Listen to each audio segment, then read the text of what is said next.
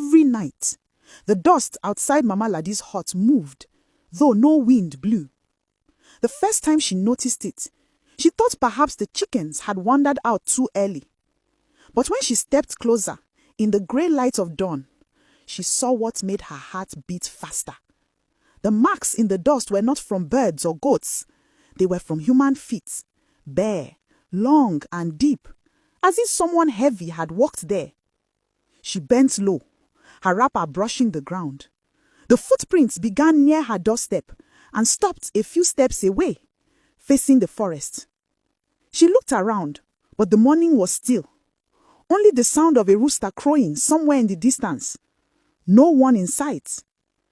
Mama Ladi's hands trembled slightly. For 10 years, she had lived alone with her son Bala since her husband Dan Ladi died suddenly one rainy night. She had long accepted that her life would be one of quiet struggle, farming small land, selling groundnuts, keeping to herself. But now, something has disturbed that peace. That morning, she swept the footprints away and said nothing. Later that evening, Bala returned from fetching water at the stream. He was tall for his age, his shoulders beginning to broaden, his skin glistening with sweat. "Mama," he said, setting down his calabash, "why are you standing outside like that?" "Ah, nothing, my son," she replied quickly, "just thinking." But Bala saw her eyes drift toward the ground again, toward the dust near the door. He followed her gaze, but saw only smooth earth. Mama Ladi had already swept away the prints. That night, after supper of tuwo and okra soup, the moon was bright enough to light the whole compound. Bala sat by the fire, poking it with a stick, while his mother hummed a slow tune she used to sing when his father was alive. There was something in her voice, something sad and worried that made Bala glance up. "Mama," he asked softly, "is something troubling you?" She smiled, but it didn't reach her eyes. "Just tired, Bala. It has been a long day." Bala nodded, though he wasn't convinced. When she went to bed, he stayed awake a little longer, staring at the moonlight spilling through the cracks of the thatch roof. He thought he heard a faint rustle outside, like someone stepping on dry leaves.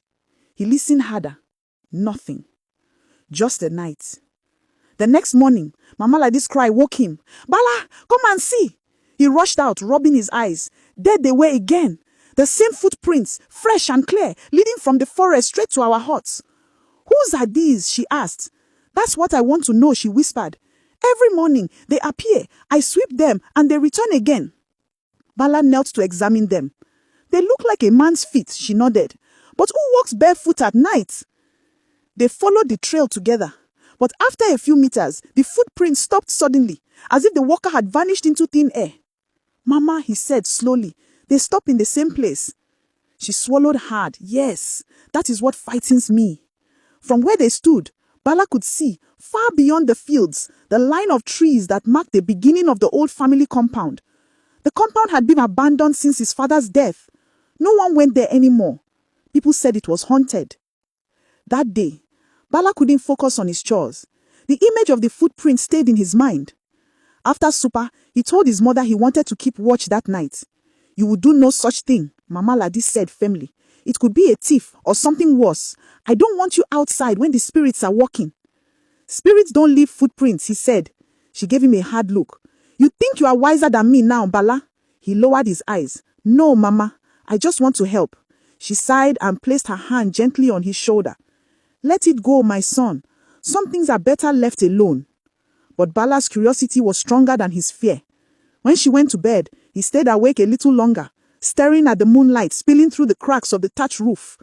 He thought he heard a faint rustle outside, like someone stepping on dry leaves. He listened harder. Nothing. Just the night. Hours passed. The moon climbed higher. Then he heard it crunch, a faint sound, like a foot pressing into dry soil. Bala's heart began to race. He sat up slowly, straining his eyes toward the door. Through the small crack in the wall, he saw movement, a shadow gliding past the doorway. He held his breath. The figure stopped at the edge of the compound, near his father's old walking stick that still leaned against the wall. Bala's eyes widened. The shadow bent low, touched the stick, then turned toward the forest. Without thinking, Bala rose quietly and slipped outside. The air was cold, the ground cool beneath his bare feet. He followed the faint outline of the figure as it moved away, its steps silent but sure. "Who's there?" Bala whispered. No answer, only the whisper of wind through the tall grass. He followed until the hut grew small behind him. The figure seemed to drift, half seen, until it reached the dark edge of the trees. Then it vanished. Bala stopped. The silence pressed around him. The smell of damp earth filled the air. He turned slowly, his heart pounding. Behind him, on the ground, were the same footprints, fresh, deep, leading straight into the forest. He crouched to touch them. They were warm.